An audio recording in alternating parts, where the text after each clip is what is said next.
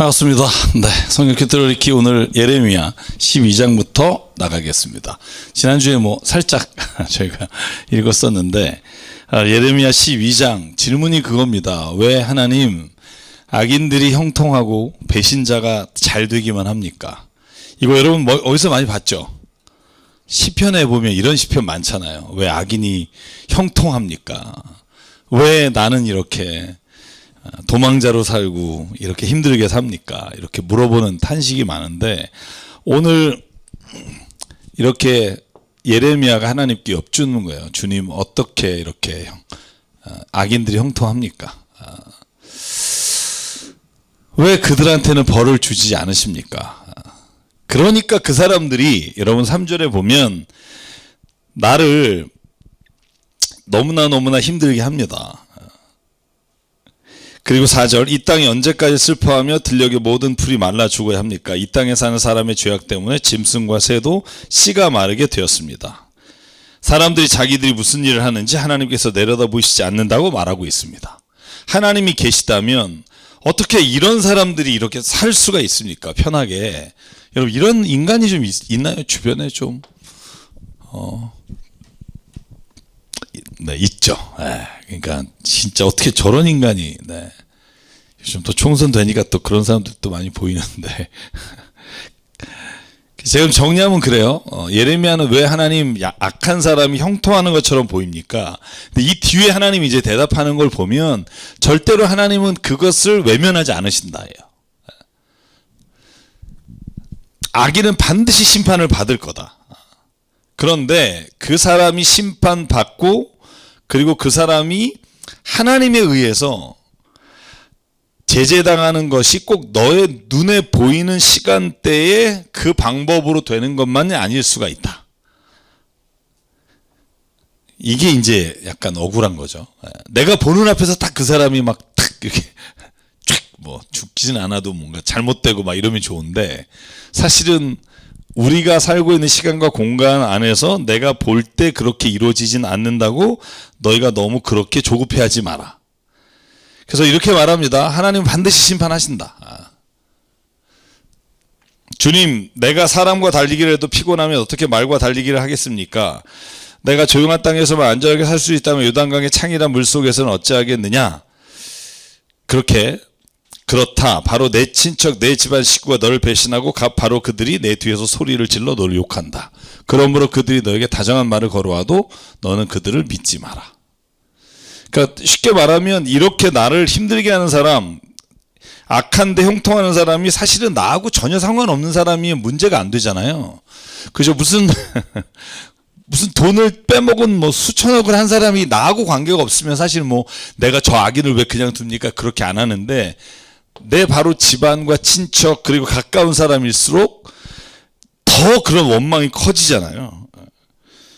그래서 하나님이 뭐라고 약속하시냐 하면 나는 그런 사람을 가만히 두지 않겠다. 그리고 내가 택한 백성 유다 백성도 나는 포기하겠다.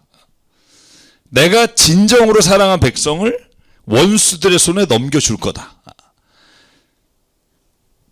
그러니까 내 소유로 택한 내 백성 사나운 매들에게 둘러싸인 새와 같이 그리고 그들이 뜯겨지게 될 거다.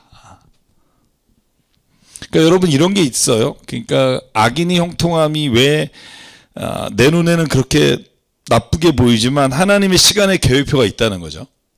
예루살렘이 멸망한 거 사실 하나님이 벌써 멸망시켜야 되죠.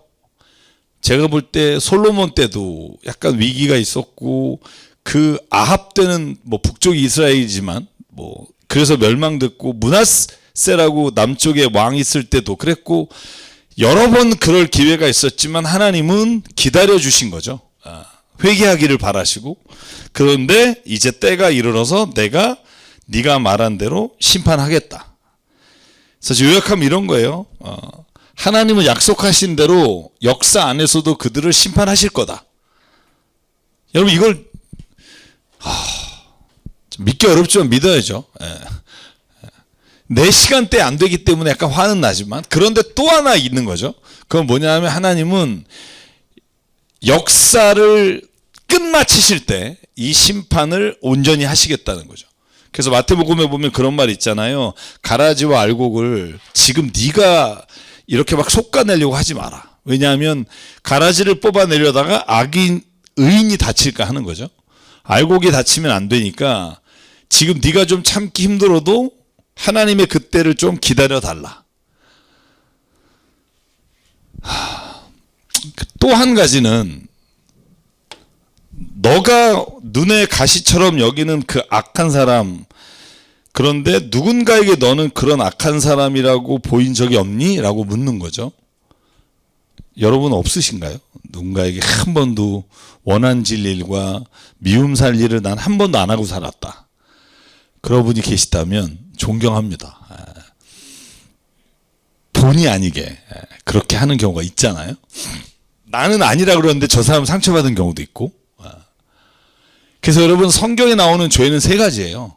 그래서 여러분 죄를 회개하고 속죄죄, 속건죄, 번죄, 화목죄 이렇게 우리가 드릴 때 어떤 죄를 우리가 하나님 앞에 회개하냐 하면 첫 번째가 내가 고의로 잘못한 죄는 하나님께서 반드시 회개하라고 돼 있어요. 그리고 회개하고 누군가에게 토색한 게 있으면 5분의 1을 더해서 주고, 그리고 하나님 앞에 번제를 드리고 그 사람한테 가서 사과하고 용서를 구하고, 또 한 가지가 뭐냐면 내가 실질적으로 그렇게 하려고 하지 않았는데 과실치사죠. 그러니까 실수로 죽였을 수도 있고 아니면 내가 의도하지 않았는데 그 사람이 상처받을 수도 있고, 그런데 그 사람이 일단 뭔가 그 일로 인해 상처를 받았다면 그것도 내가 회개해야 되는 거죠. 또 하나가 있어요. 부지불식간에 지은 죄예요. 이 죄는 뭐냐면 실수나 그런 게 아니라 모르는 거예요. 내가 죄를 졌는지를 끝까지 몰라. 그래서 그런 죄를 대신해서 여러분 욤키푸르라고 속죄일에 그냥 모든 온 백성을 위해서 제사를 드리고 하나님 앞에 회개의 제물을 드리고 대사장을 위해서도 회개의 제물을, 왕을 위해서도 제물을 드리고 그래요. 근데 거기에는 물론 기본적으로 잘못한 죄에 대한 회개도 있지만 부지불식간에 모르는 죄까지를 포함된다고 봐요. 그러니까 온 백성이 7월 첫째 날에 하나님 앞에 나가서 온 백성이 하나님 앞에 회개하는 거예요. 제가 여러분에게 뭐 새벽 예배 때 말씀을 드렸습니다만, 제가 읽은 천국에서 만난 5사람이란 책을 보면 에디라고 하는 주인공이 억울해요. 맨날. 왜냐면 자기는 남한테 해로움을 끼친 적이 한 번도 없어. 근데 나는 사기를 당하고 심지어는 군대에서 나에게 총을 쏴서 다리를 절어요. 불구로 살아. 그러니까 평생 선한 사람은 이렇게 고생을 하고 악한 사람은 잘 되는 거에 대해서 막 탄탄하고 살다가 죽어보니, 그러니까 죽기 전이죠. 꿈에 천국에 가서 5명을 만났는데 그 중에 하나가 자기를 향해서 이 살인자야 이렇게 소리를 질러요. 본 적도 없는데. 그러니까 물어봐요. 난 당신 본 적도 없는데 왜 내가 자기를 죽였다고. 그랬더니 이제 너 어렸을 때 뭐 7살 때 뭐 네가 축구하다가 공이 떨어져서 뭐 도로에 축구공을 주스러 내려왔는데 그때 너를 피하려고 하다가 내가 도로에서 추락해서 죽은 사람이다. 근데 얘는 공 죽고 올라간 거예요, 그냥. 그러니까 자기는 전혀 몰랐는데 이 사람은 그 아이 때문에 죽은 거예요. 그래서 에디라는 사람이 그때 그런 고백을 해요. 나는 평생 누구에게 한 번도 나쁜 짓을 한 적이 없는데 라는 말을 이제 못하게 되는 거죠. 그러니까 살다 보면 그럴 수 있잖아요. 제가 늘 말하지만 어느 기업을 내가 창업해서 너무너무 성공했어. 근데 내가 성공한 것 때문에 그 회사, 다른 어떤 회사가 안 돼서 자살을 했어, 사장이. 난 몰라요. 근데 이 자본주의 사회나 우리가 살아가는 세상은 다 그런 일이 있다는 거예요. 내가 모르지만 나로 인해 교회에서도 마찬가지로 그런 일이 있을 수 있다는 거예요. 그래서 하나님이 뭐라고 말해요? 부지불식간에 지은 죄도 회개하라는 거예요. 내가 모르지만.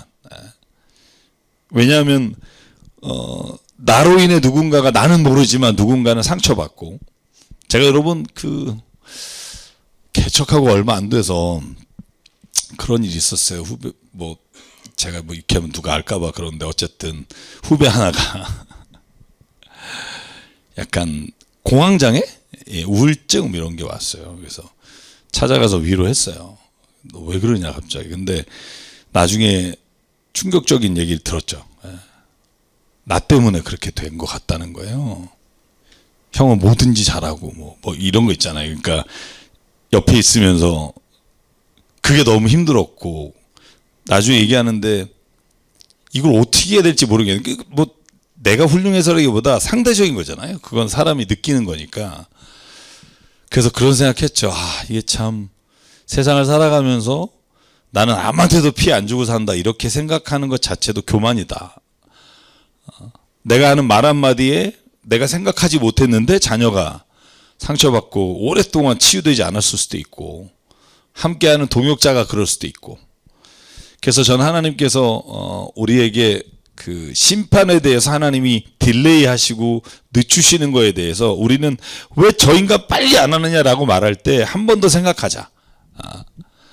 나는 정말 선하고 정직하게만 살았는가? 그래서 내가 저 사람이 악인이라고 규정하고 저 사람은 고통을 당해야 된다고 생각하는 것 역시 내가 가지고 있는 교만은 아닌가? 그런 걸 한 번쯤 생각해 보자. 뭐 이런 생각을 좀 해봤어요. 악인이란 어떤 한순간을 놓고 결정되는 게 아니잖아요. 그래서 저는 이 악인이란 우리가 어떤 사람은 악한 사람이다 라고 말할 수 없고 우리가 늘 악인과 의인 사이를 왔다 갔다 하고 있는데 어느 시점을 정해놓고 하나님이 심판하지 않는다고 화를 내는 건 이건 너무나 자기중심적 생각일 수 있다. 그래서 12장의 11절에 보면 하나님이 참 제가 여기서부터 이제 못 말리는 하나님 이야기가 나오는데 그렇게 내가 내 사랑하는 백성을 내가 이제는 없애버리겠다 이렇게 해놓고 그리고 하나님이 통곡을 해요. 그러니까 하나님이 그렇게 해놓고 그리고는 이 땅을 보며 이 땅도 나를 보고 통곡하고 하나님도 이 땅을 보면서 결국 다시 그들을 구하여 내겠다라고 선포를 해요. 내가 그 악한 백성들을 고향 땅에 쫓아내고 유대 백성을 그들 가운데 구하여 내겠다. 이렇게 하나님이 또 하나님이 도구로 썼던 바벨론을 혹은 아시리아를 멸망시키고 다시 유다 백성을 구해내겠다라고 말해요. 저는 그냥 다시는 안 보겠다 이럴 것 같은데 볼까요? 다시 그들을 불쌍히 여겨 제 땅 제 고향으로 되돌려 보내겠다. 이게 하나님 마음이라는 거죠. 이게 참 그러나 내가 그들을 쫓아낸 다음에는 내가 그들을 불쌍히 여겨서 제 땅 제 고향으로 되돌려 보내겠다. 그때 하나님이 그들이 내 백성이 도를 확실하게 배우고 내 이름을 부르며 주님의 살아계심을 두고 맹세하면 그들도 내 백성 가운데 들게 될 것이다. 그러니까 하나님은요 멸망시키는 건 멸망의 목적이 있지 않다. 돌아오는 데 목적이 있다. 늘 거기에 초점이 있다는 거죠. 근데 더 황당한 건 다음 장이에요. 다음 볼까요? 다음은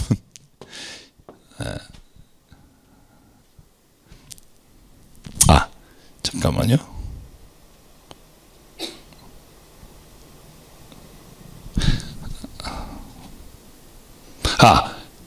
제가 유다 백성을 구해내잖아요. 그런데 제가 여기 보자고요. 비록 그들이 내 백성에게 바알의 이름을 부르며 맹세하도록 가르쳤지만 그들이 내 백성의 도를 확실하게 배우고 여기는 또 이방인에 대한 얘기예요. 그러니까 예를 들면 앞에는 유대인들 내가 다시 구하겠다는 거고 그러면 유대인들을 쫓아낸 사람들 다시 말하면 유대를 멸망시켰던 사람들도 내 백성의 도를 확실하게 깨닫고 그리고 주의 이름을 부르면 그들도 내가 회개하면 용서해 주겠다는 거예요. 그래서 여기다 이렇게 못 말리는 하나님이라는 말 썼어요. 그러니까 모든 백성이 하나님은 멸망의 대상이나 심판의 대상으로 두는 게 아니라 다시 돌아오면 용서해 주고 다시 자녀로 삼아 주시는 것이 하나님의 기본적인 생각이다.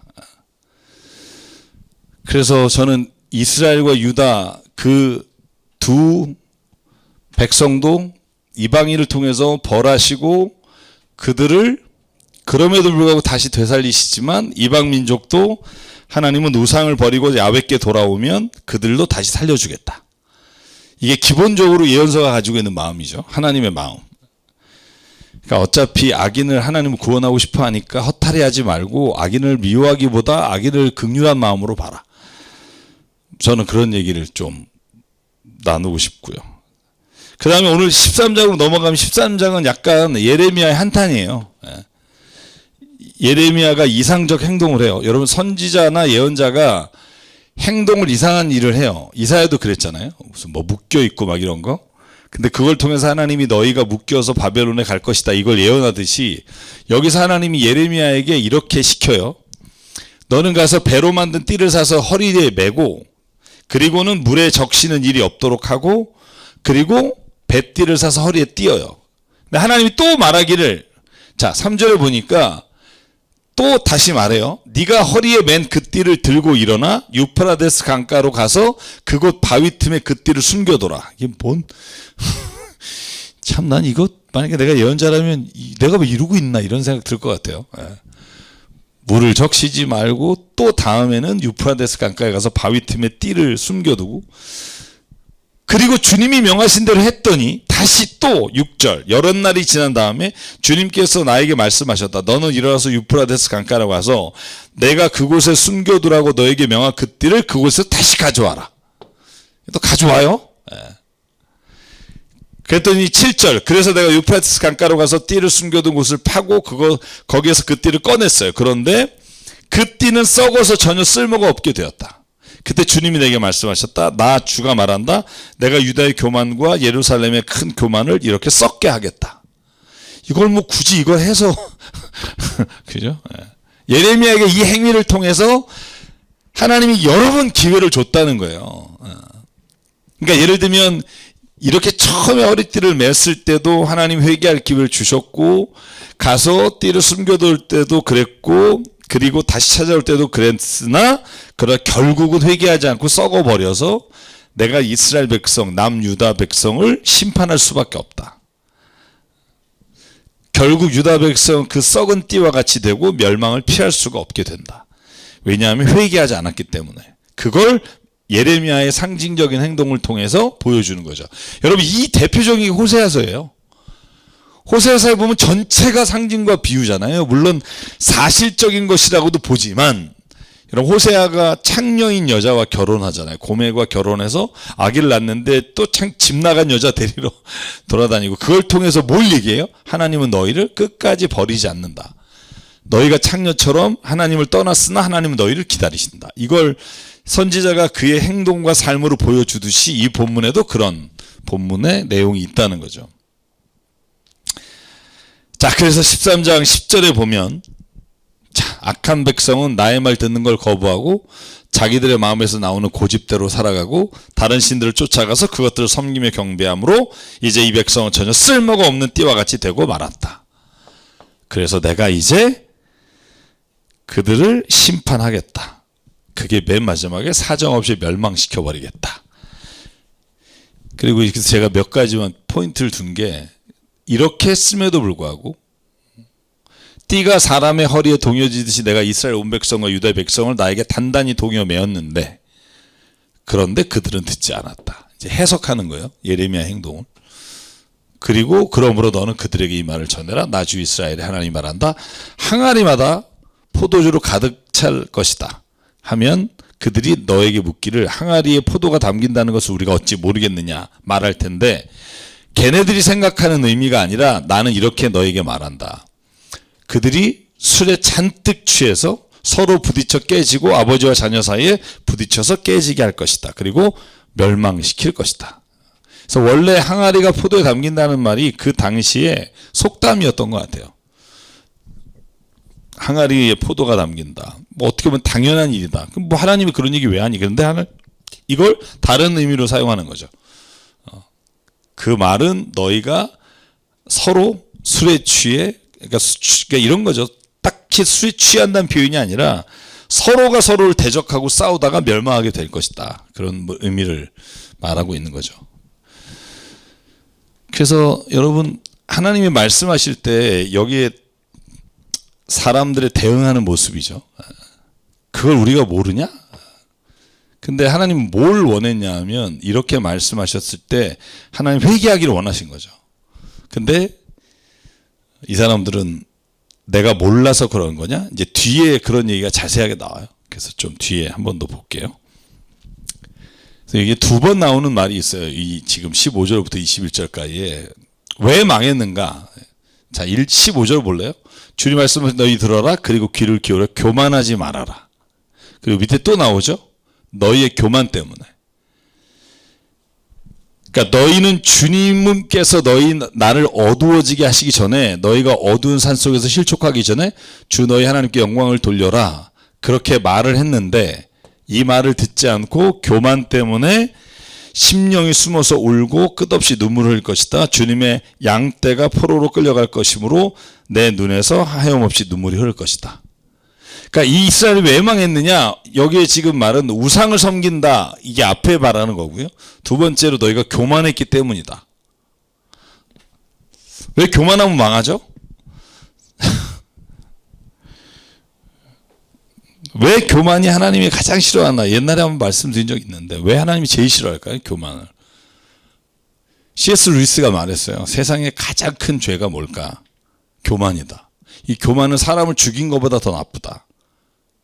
C.S. 루이스가 그렇게 써요. 책에다가. 이유는 뭐죠? 가장 중요한 이유가 한 가지가 있어요. 교만한 사람.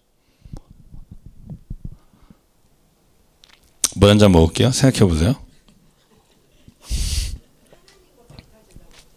하나님과 같아지는 정도? 네.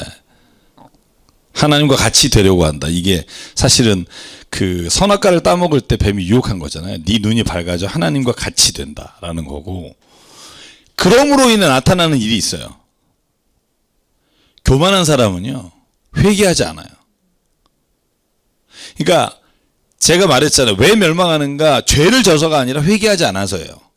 아니, 죄를 져서 멸망하면 다 죽어야죠. 근데 회개하지 않으면 멸망한다고 돼 있는데, 그럼 누가 회개하지 않느냐? 교만한 사람 회개하지 않아요. 왜냐하면 내가 너보다 나, 뭐 이런 거잖아요. 결국은 어디까지 가냐면 그 교만이 아까 말한 하나님같이 되는 거죠. 자기가 하나님이 되는 거예요. 그래서 교만의 마지막은 하나님과 같이 되려고 하는 거고, 어떤 때는 하나님보다 더, 내가 하나님이 말씀하신 것보다 더 지혜로울 수 있고, 하나님이 가르쳐준 길보다 내가 더 좋은 길을 갈 수 있고, 이게 다 교만이라고 보는 거예요, 성경은. 그래서 결국은 왕과 모든 높은 자리에 있는 자도 내려오게 될 것이고, 결국 내가 손수 기른 자들이 너를 공곡하며 지배하면 내 심령이 어떻겠느냐? 너는 해산한 여인처럼 온갖 진토에 사로잡히지 않겠느냐? 그래서 하나님이 이스라엘 백성 남유다가 멸망하는 가장 큰 이유는 교만 때문이다. 회개하라고 그렇게 얘기해도 회개를 안 하는 거죠. 자, 그래서 제가 좀 정리하면 이래요. 교만 때문에 망하게 됐어요. 왜 교만이 무서운가?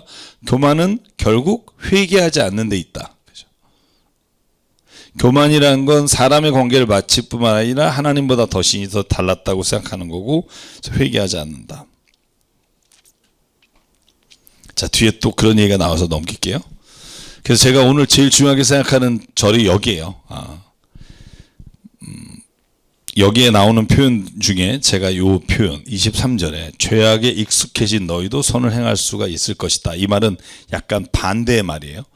이 말이 뭐냐면 에디오피아 사람이 자기의 피부색을 바꿀 수 있다면 이거예요. 네가 피부색을 바꿀 수 있니? 만약에 그러면 너희도 선을 행할 수 있을 거야. 그런데 너는 지금 선을 행할 만한 그런 마음이 아니야. 왜? 교만하기 때문에. 그러니까 너는 죄악에 익숙해져 있어서 선을 행할 수조차도 없어. 이렇게 말하는 거예요. 그래서 교만이 제일 무서운 건 죄악에 익숙해지는 거죠. 저는 이 말에 약간 꽂힌 게 뭐냐면, 죄악에 익숙해지면 제일 나오는 게 뭐예요? 제가 여기서 썼는데 합리화예요. 내가 죄를 짓다 회개하다, 이제 내가 못 고치면 무슨 생각하냐면 어쩔 수가 없어. 하나님도 이해하실 거야. 이렇게 스스로가 합리화하는 거예요. 죄를 지면서도. 근데 그게 가장 무서운 것 같아요. 그러니까 하나님 앞에서 내가 내 죄를 이제 익숙해져서 합리화하거나 그 죄가 더 이상 죄로 보이지 않을 때, 그때가 가장 위험한 거죠. 그래서 오늘 본문에 보면 하나님이 이렇게 말합니다. 그러므로 내가 너희를 사막의 바람에 나부끼는 건물처럼 흩어놓겠다. 이것이 너희 몫이면 내가 너에게 정해준 배당이다. 너는 나를 잊어버리고 헛된 것을 믿었다. 그렇기 때문에 내가 너에게 화가 미칠 것이다. 그게 오늘 13장에 주시는 하나님의 말씀입니다. 그래서 어떻게 하면 죄악에 익숙해지지 않을까? 결국은 기도밖에 없는 것 같아요. 저는 기도하는 이유가 사실 우리가 원하는 것을 하나님께 구하고 하나님으로부터 응답받는 것도 중요하지만 가장 중요한 것 중에 하나가 뭐냐 하면 내 자신이 내 죄에 익숙해지지 않는 거죠. 회개가 그런 거잖아요. 더 이상 나를 합류하지 않는 거. 자, 그래서 14장. 오늘 내가 14장까지 하려고 했는데 너무 달렸나? 지난주에 너무 진도를 못 나가서. 자, 그러면 14장 조금 천천히 가볼게요. 좀 굉장히 깁니다, 본문들이.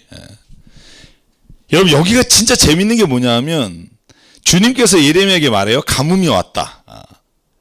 그래서 땅바닥에 쓰러져서 탄식하며 울부짖는 소리가 예루살렘에 치솟게 돼요. 그러니까 3절에 보면 귀족들이 물 구하려고 종들을 보내지만 물도 없어요. 자, 4절 온 땅에 비가 내리지 않아서 땅이 갈라지니 마음 상한 농부도 애태움이 어찌할 바를 몰라요. 이런 난리 법석이 났어요. 그랬더니 뭐라 그래요? 7절 같이 읽어볼까요? 시작. 주님, 비록 우리의 죄악이 우리를 고발하더라도 주님의 이름을 생각하셔서 선처해 주십시오. 그리고 회개해요. 우리는 수없이 반역해서 주님께 죄를 졌습니다. 이거 회개 같잖아요. 근데 그 다음에 보면 주님은 이스라엘의 희망이십니다. 이스라엘이 환난 당할 때 구하여 주시는 분입니다. 그런데 어찌하여 이 땅에서 나그네처럼 행하시고 하룻밤 묵으로 틀린 행위처럼 행하십니까? 지금 하나님한테 시비 거는 거예요. 하나님은 정말 우리를 구원해 주시고 우리의 모든 것을 아시고 할 수 있는 분인데 왜 안 하냐는 거예요, 지금. 내가 이렇게 힘든데 왜 그렇게 동네 아저씨처럼 나를 보고 있냐? 나를 자녀라고 해놓고서 막 이렇게 하나님 앞에. 그러니까 저는 이제 제가 이 제목을 그랬잖아요. 주님이 왜 날 구원하지 않으십니까? 그죠? 역으로 말하면 이거요. 내가 이제 회개할 테니까 이제 빨리 구해줘라. 우리를 주님의 이름으로 불리는 백성이 아닙니까? 우리를 그냥 버려두지 마십시오. 구원하십시오. 자, 제가 이거 물어볼게요. 이게 회개일까요?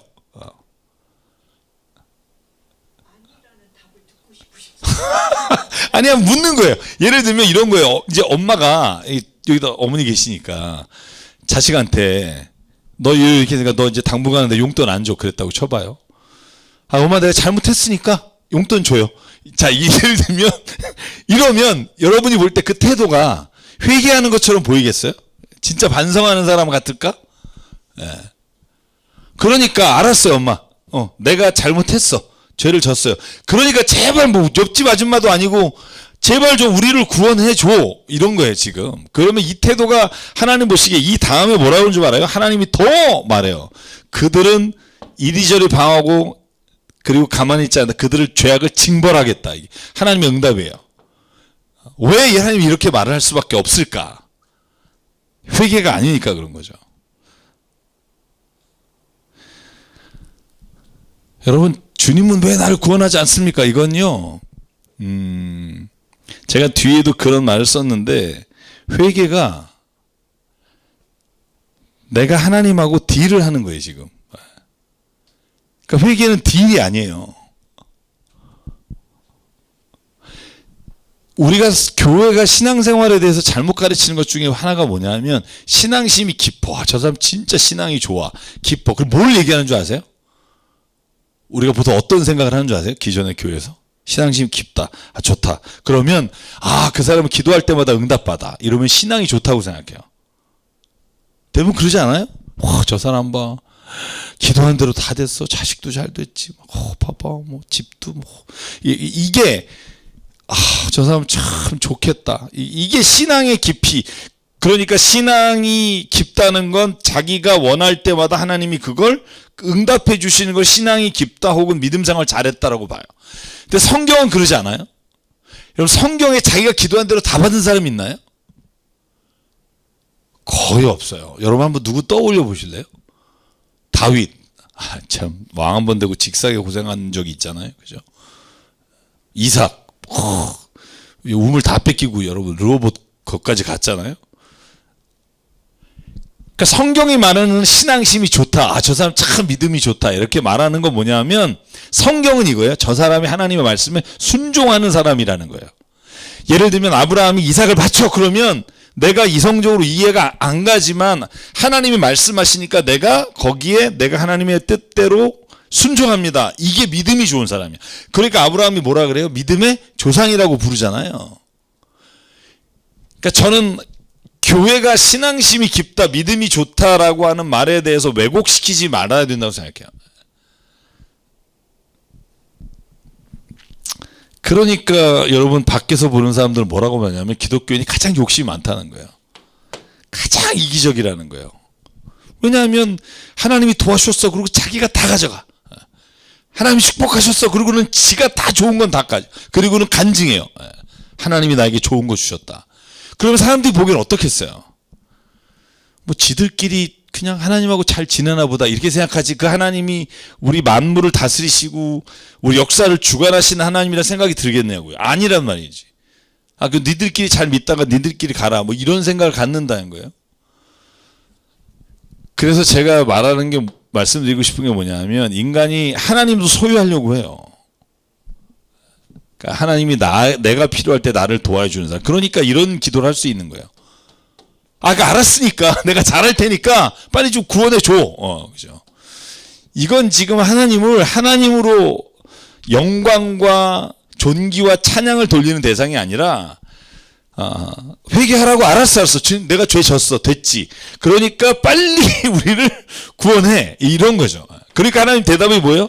내가 그들의 죄악을 징벌하겠다. 그들의 죄를 기억하고. 그죠? 만약에 하나님이 이걸 진짜 회개로 봤다면 그래? 너 회개했니? 내가 그럼 너를 용서하겠다. 이렇게 나왔겠죠. 그래서 회개는요, 딜을 하는 게 아니라고 생각해요. 회개가 뭐예요? 내가 잘못했어. 그러니까 모든 처분을 당신께 맡깁니다가 회개예요. 내가 잘못했으니까 나 잘해줘. 이건 회개가 아니라 뭔가 똑같은 동등한 자격으로 딜을 하는 거죠. 그런데 이렇게 회개하는 경우가 많다는 거죠.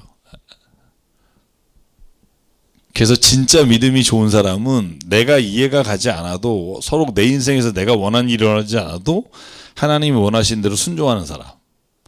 그 사람이 정말 믿음이 좋은 사람이다. 보기가 쉽지 않은 사람. 자, 그래서 오늘 14장에 보면 하나님이 그렇게 여기 한번 그죠? 좀 더 볼게요. 그들의 죄악을 징벌하겠다 말씀하시고 너는 이 백성에게 은총을 베풀어 달라고 기도하시더라. 이거 앞에도 나왔죠. 너는 유다 백성을 구원해 달라고 내게 기도하지 마라. 왜? 이제는 내가 볼 때는 가망성이 없다는 거예요. 저 정도까지 됐으면 이미 그들은 하나님의 축복이 당연한 거라고 여기는 거예요. 그들이 금식해도 나는 그들의 호소를 들어주지 않을 거고, 그들이 번제물과 곡식제물을 가져와도 나는 그걸 받지 않을 거고, 이제는 오히려 칼과 기근과 연병으로 그들을 전멸시켜버리겠다. 오히려 그걸 내가 이렇게 보면 하나님의 화를 돋구는 거예요. 회개가 아니라. 그런데 예레미야가 하나님께 이렇게 보고를 해요. 그렇지만 주 하나님, 저 예언자들이 이 백성에게 주님의 말씀이라고 하면서 전쟁이 일어나지 않고 기근이 오지 않고 오히려 주님께서 이곳에서 너에게 확실한 평화를 주신다고 말하는 거짓 예언자가 있다는 거예요.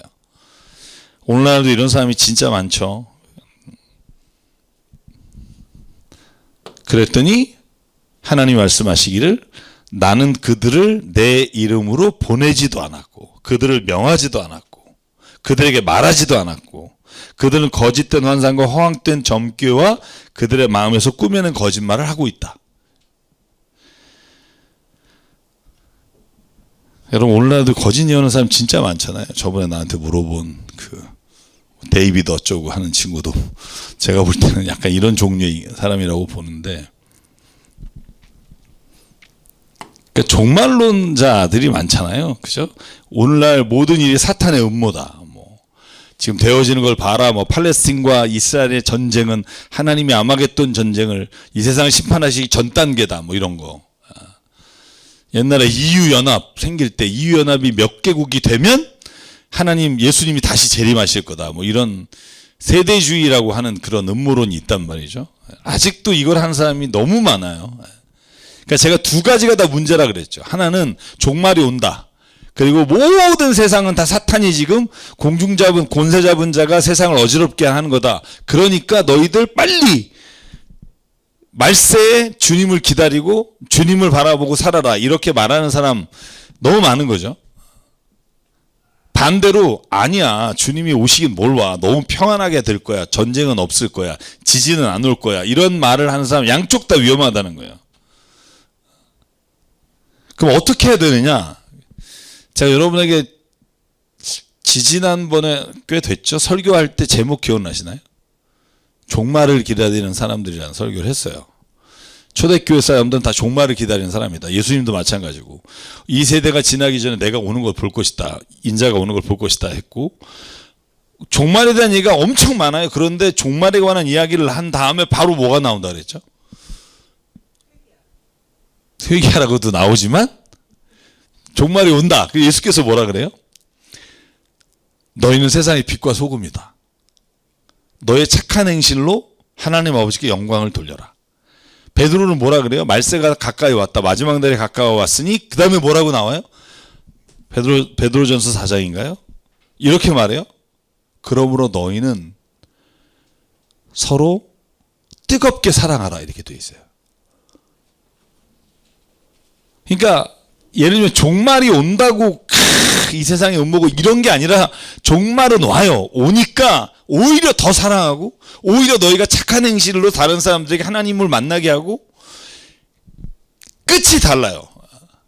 여러분 진짜 하나님의 종말을 믿는 사람은 종말이 오니까 우리끼리 모이고 우리가 뭐 어떻게 하고 그런 게 아니라 진짜 더 선하게 살자. 이 세상에서 하나님의 자녀답게 살자. 그리고 하나님께서 이 세상에서 우리가 통치하시는 것 같이 살자. 이게 진짜 성경이 말하는 종말을 기다리는 사람들의 모습이라는 거예요. 호들갑 떨면서 어디로 모여라, 뭐 주님이 오신다, 말세가 가까웠다 그러면서 자꾸 징조를 보여주면서 여기에 모여라 이게 아니라 오히려 예수님 오실 때가 다 됐으니까 너희들은 가서 주의 복음대로 살아라. 저는 그게 진짜 종말을 믿는 사람들의 모습이라고 생각해요. 그러니까 뭐 이렇게 이단들이 이렇게 성공할 수 있는 거예요. 자꾸 이 종말에 관한 14만 4천이 모이면 뭐 예수님 오신다. 그래서 지금 몇 명이다 그러니까 아주 열광하면서 가죠. 언젠가는 또 안 되면 또 주님의 재림이 연기됐다 이러면서 또 날짜 바꾸고 막 이런 일을 계속 반복하는데 바보같이 끌려간단 말이에요. 왜냐하면 이것 때문에 그래요. 마지막에 대한 잘못된 이해. 저는 뭐 예수 믿는 사람이 아니지만 스피노자가 한 말, 물론 그 당시의 사람들이 대부분 뭐 그리스도인이긴 했지만, 그죠. 내일 세계의 종말이 온다 해도 나는 오늘 한 그루의 사과나무를 심겠다. 전 이게 정말 믿음에 있는 사람들의 삶이라고 생각해요. 제가 그래서 예수님이 그날과 그때는 아무도 모르고, 그리고 그 시간도 모르는 이유는 그걸 몰라야만 하기 때문이다. 그래서 저는 진짜 주님 다시 오신다고 자꾸 하는 걸 따라다니는 사람 보면 너무 마음이 안타까워요. 여러분 주변에 있으면 제발 좀, 예수님이 그렇게 나도 모른다 그랬는데 언제 오는다고 지가 안다 그러면 참 말이 안 되는데도 그렇게 믿는 사람이 많다는 거죠. 그래서 주님이 뭐라 그래요? 그들을 향해서 그들은 내가 보내지도 않았는데 내 이름으로 거짓 예언을 한다는 거죠. 오늘날 진짜 많죠. 이 땅에는 기근과 전쟁과 없을 것이다 라고 말하는 예언자들은 전쟁과 기근으로 죽을 것이다. 근데 저는 반대로 전쟁과 기근이 왔다, 빨리 너희들은 도망가라, 피해라, 뭐 임박한 종말론을 가지고 또 사람들을 선동하는 것 역시 하나님 원하지 않으신다는 거예요. 지금 예레미야는 임박하게 지금 하나님이 징벌을 내리시겠다고 하시는 그 상황이라는 거죠. 근데 이런 때는 평화를 말하는 사람들이 거짓 예언자지만, 주님이 말씀하시도 않았는데 무슨 뭐 예전에 기억나시나요? 저 2년 전인가? 미국의 어느 여자 하나 전도사가 북한이 쳐들어온다고 날짜까지 예언한 적 혹시 그런 거 관심 없으세요? 기억나시나요? 유명했는데 그 풀러 대학을 다니고 있는 여자 전도사인데 뭐 수백만 명이 보고 뭐 그 징조 뭐 땅굴이 뭐 어디까지 왔다 그랬어. 조사도 하고 막 그 돈 내고 조사까지 하고 그랬어요. 그러니까 저는 그 여자 지금은 어디 가서 뭐 하시는지 모르겠지만 어쨌든 이제 잠잠하죠. 왜냐면 안 일어나니까 또 아마 근데 어디 가서 또 할 거예요. 날짜 바뀌었다 그러고 분명히. 이게 참 레파토리예요, 레파토리. 저는 진짜 예언하는 사람들은요, 미래에 대해서 어느 날 무슨 일이 일어날다 이런 얘기를 하지 않고 회개를 촉구해요. 그러니까 왜냐하면 이런 거예요. 회개하면 하나님께서 돌이키셔서 우리를 구원해 주실 것이다가 예언의 내용이에요. 근데 어느 날 뭐가 오니까 준비해라. 이건 예언의 내용이 아니에요. 그거는 용한 무당이 하는 거고, 주님의 예언자는 하나님이 진노가 혹은 하나님께서 이 세대에 지금 너무나 죄악이 관영하다 그러므로 회개하라 라고 하는 게 진짜 예언자들이 하는 게 회개에 관한 말씀이에요. 하나님은요 자신이 멸망시키겠다고 하고 제일 많이 운다니까요. 너는 이제 그들에게 전해라. 내 눈에서는 밤낮 하염없이 눈물이 흘러내릴 것이다. 처녀딸 내 사랑스러운 백성이 참혹하게 얻어맞아 죽을 지경에 이르렀기 때문이다. 하나님은 본인이 내가 여기에 죄악을 징벌하겠다 해놓고도 그걸 보시면서 우시는 분. 그러니까 이게 하나님의 마음이라는 거죠. 예레미야가 계속 반복하는 것 중에 하나가 그거예요. 그래서 여러분 제가 이거 하나 정리하고 갈게요. 예언 좋아하지 말라는 거예요. 저는 진짜 뭐 예언 용하다는 사람 찾아가지 말고, 특히 권사님들 중에 많아요. 용하다시는 분. 그러니까 무당한테 앞날 물어보듯이 자꾸 예언하는 사람 찾아가서 무슨 무당처럼 이렇게 미래에 대해서 알려달라, 뭐 우리가 어떻게 될지 알려달라. 제가 여러분에게 말했죠. 어떤 사람이 사진만 보고 그 궁합 보시는 목사님이 있어요. 진짜 믿기 어렵지만 있습니다. 사진만 가져다 주면 두 사람이 어울린다 안 어울린다를 성령께서 말씀하신대요. 제가 이것 때문에 고생하는 젊은 사람들 상담한 적이 있어요. 왜냐면 아니라는 거지. 저는요, 이게 무당하고 뭐가 다른지 모르겠어요. 그러니까 그런 걸 하는 사람이 있고 용하다고 찾아가는 사람이 있다니까요. 근데 저는 확신이 믿는데 성경이 우리에게 하나님이 주셨잖아요. 그 성령, 보혜사 성령이 우리에게 오늘도 말씀해 주시고, 그러니까 용한 사람을 찾아갈 필요가 없이 저는 내가 믿음으로 성경을 읽으면 어떤 특별한 사람에게 예언이 주어지는 게 아니라 주님의 말씀을 사모하고 믿고 따르는 사람에게 하나님은 그 사람에게 필요한 것들을 말씀해 주신다는 거예요. 그래서 예언은 용한 사람이 아니라 말씀의 사람이 되는 거예요. 저는 오늘도 기도해 줄게 얼마가 좋아 이런 걸 받은 분이 또 연락을 한 적이 있어요. 거기 알아봐 달라고. 그래서 아니 알아볼 것도 없고 그런 데 가지 마라. 예를 들면 알아보면 거기는 용하냐 이거 묻는 거잖아요. 그 사람은 진짜 용하냐. 근데 무조건 아니라니까요. 뭐 대가를 받거나 돈을 받거나 이러면 아니라니까요. 근데 진짜 아주 절묘하게 하는 사람도 있어요. 예언을 먼저 해줘요. 그리고 나중에 돈 받는 사람이 있어요. 그러니까 아니에요. 전 저한테 요즘도 그런 친구 있어요. 제가 며칠 전에도 그런 얘기를 나눴는데, 목사님 저한테 필요한 사람이 배우자 기도하는데 누군지 말해달라는 거에서, 야 그걸 내가 왜 말해주니? 네가 기도하면서 네가 구해야 되지. 내 취향대로 네가 할래?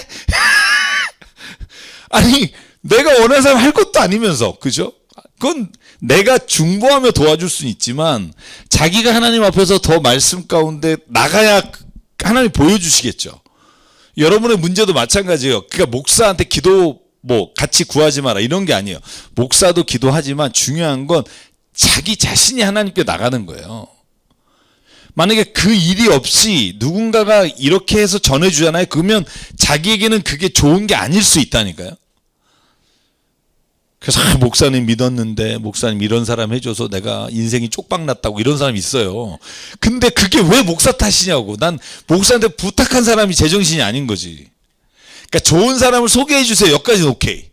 뭐 그럴 수 있잖아요. 누가 뭐 해줄 수 있잖아. 그런데 이 사람하고 나하고 맞는지 알려주세요. 이건 진짜 나한테 점을 치라는 거잖아요. 지금. 네.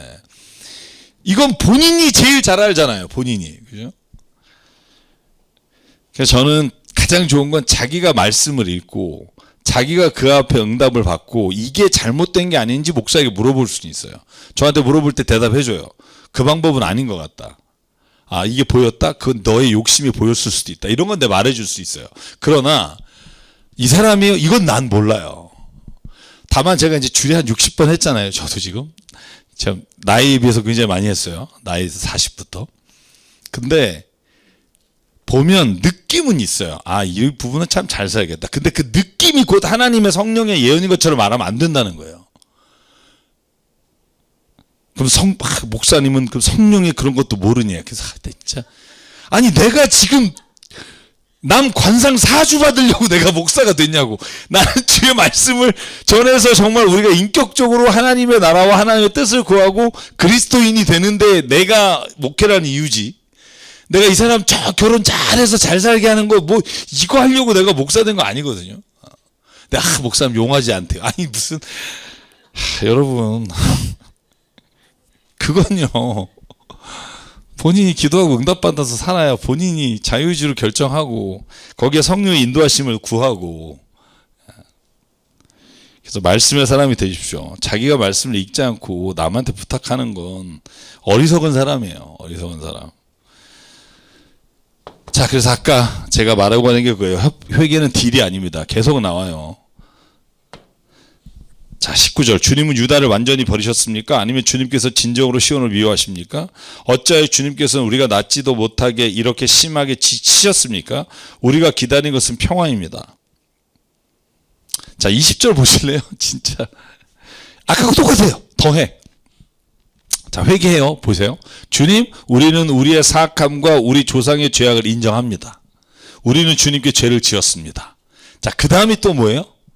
그러니까 주님의 이름을 생각하시라도 우리를 박대하지 마시고 주님의 영광스러운 보좌가 욕되지 않게 하십시오. 그러니까 하나님 설득하는 거예요. 내가 그러니까 죄를 인정할 테니까 당신도 체면이 있지 않냐. 체면이 있으니까 우리를 좀 구원해내라. 자, 우리와 맺은 언약을 기억하시고 깨뜨리지 마십시오. 자, 보십시오. 주 우리 하나님이 그런 분 아닙니까? 그러니까 우리는 오직 주님께만 희망을 걸고 있습니다. 굉장히 믿음 좋은 말 같잖아요. 진짜 하나님한테 믿음으로 하나님 우리가 죄를 졌습니다. 그러니까 우리를 문전박대하지 말고 주의 이름을 생각하셔라도. 근데 이게 다 지금 회개가 아니라니까요. 그러니까 이럴 수 있어요. 내가 회개하면서 하나님 이 모든 잘못된 걸 정말 하나님 돌이키고 하나님 좋은 것으로 바꿔주십시오라고 말할 수는 있겠죠. 그런데 지금 이 말하는 태도가 하나님이 뒤에 제가 15장을 조금만 보면 오늘 14장까지 할게요. 주님이 뭐라고 말하냐 하면 비록 모세와 사무엘이 내 앞에 나타나 빌어도 이제 내가 이 백성을 마음에 기울이지 않을 거다. 이제 더 이상 이 백성을 내가 내 앞에서 쫓아낼 거다. 이거죠. 왜냐하면 그거 회개가 아니라는 거예요. 이런 거죠. 회개는 내가 주님 정말 잘못했습니다. 주님 내가 이제 죽어도 주님 앞에 할 말이 없습니다. 그러면 주께서 건져주시는 거겠죠. 뭐 건져주시지 않을 수도 있을 거고. 근데 말하는 태도가 지금 이거 저 빚쟁이가 빚 받으러 온 거잖아요. 자, 내가 지금 죄를 졌으니까 당신 체면을 봐서라도 우리를 좀 구원해 주십시오. 그러니까 주님이 뭐래요? 모세하고 사무엘이 나타나도 내가 다시는 너희들 용서 안 한다 이거죠. 내가 4가지로 벌할 거다. 그래서 4가지 벌 내용이 나와요. 그래서 내가 이거 이제 15장부터 다음 주에 보겠죠. 그래서 이걸 정리하면 이렇습니다. 회개하면서 조건을 내거는가. 이게 정말 나쁜 거라는 거예요. 왜 이런 거 있잖아요. 부부가 싸웠어요. 예를 들면 그래서 우리 여자분들 잘하는 거잖아요. 뭘 잘못했어? 뭘 잘못했는데? 그러면 말하잖아요. 내가 그때 이러지 말았어야 했는데 진짜 미안하다. 이건 회개예요. 근데 생각해봐. 너가 그때 왜 그딴 식으로 말을 해갖고 내 마음을 긁었어? 뭐 이런 거 있잖아요. 그럼 여기서부터 회개가 아니에요. 여기서부터 뭐예요? 누가 잘했는지 잘못했는지 따지자는 거예요. 그러니까 저는 유다 백성이 회개를 하는 것처럼 보이는데, 잘못했다고 말하는 것처럼 보이는데 하나님한테 자기를 구원하라고 명령을 해요. 이건 이미 자기가 주인인 거예요. 마치 내 말에 복종하고 명령에 따르는 자에게 부탁하는 거예요. 빨리 와서 해라. 그러니까 내가 이제 회개할 테니까 빨리 구원해내라. 이건 회개가 아니라는 거예요. 그 회개는 협상이 아니라 자복하는 거다. 내가 정말 하나님 앞에서 고꾸라지는 마음으로 나가는 게 회개다. 자복이 뭐예요? 한자 찾아보니까 자백하고 복종하는 거예요.